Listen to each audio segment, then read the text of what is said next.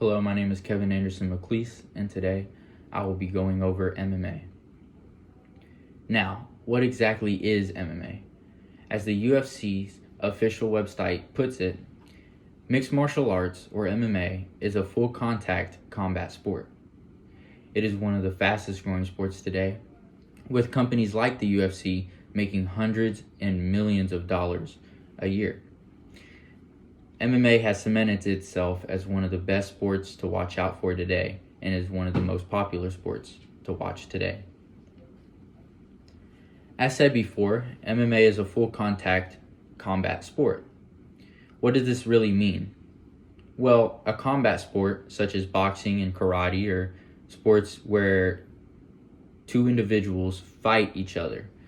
Sometimes they will fight for points, or sometimes in the case of boxing, fighters will fight for a finish as sometimes. MMA isn't really like boxing and karate because it incorporates many different styles of fighting. Boxing and karate, you're restricted to just using boxing and karate, whereas MMA, you're allowed to use whatever style and techniques you would like.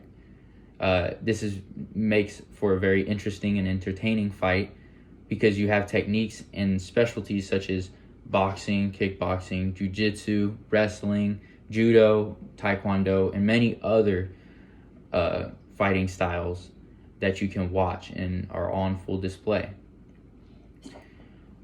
Fighting within 3 to 5 rounds, where each round is 5 minutes long, this allows for a more entertaining fight since it is much faster paced than other styles of fighting.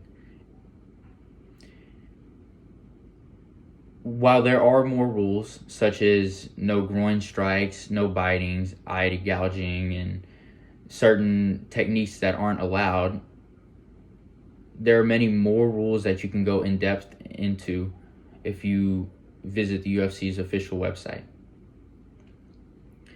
Of course, many people didn't like the idea when it first had a resurgence back in 1993. MMA has gone through a lot to become the sport that it is today. Back in 1993, UFC 1 was the first event the UFC had ever held. And to many people, it was a shock. They didn't like seeing how brutal or physical the sport could be, with teeth falling out and opponents hurting themselves very, very badly. Many critics referred to it as human cockfighting. MMA wasn't really looked at all too well, and it was even banned in some states, such as New York. This really hindered the sport's growth when it came to many different promotions, especially the UFC, who tried to operate within the United States. There were many times where the UFC and other promotions couldn't find sponsorships and had very hard troubles finding a TV station that would even air them. There were many chances given to them, and Spike television network came to the UFC and offered a spot on their airways.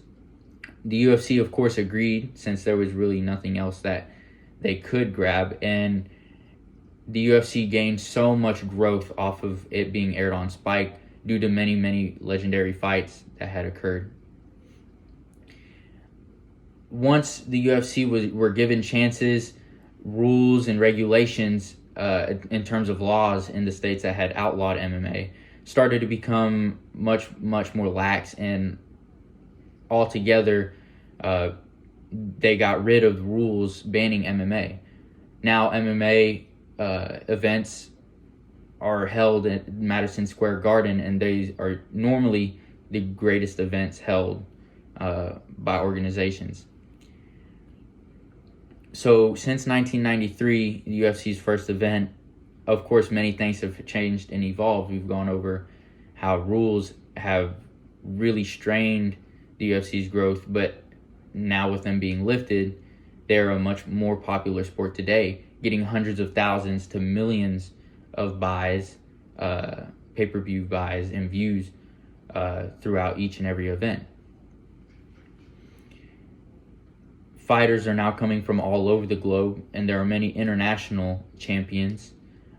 This just goes to show MMA's growth from an even local standpoint has just grown way more in popularity, with more and more gyms available to more and more groups of people from all over the world.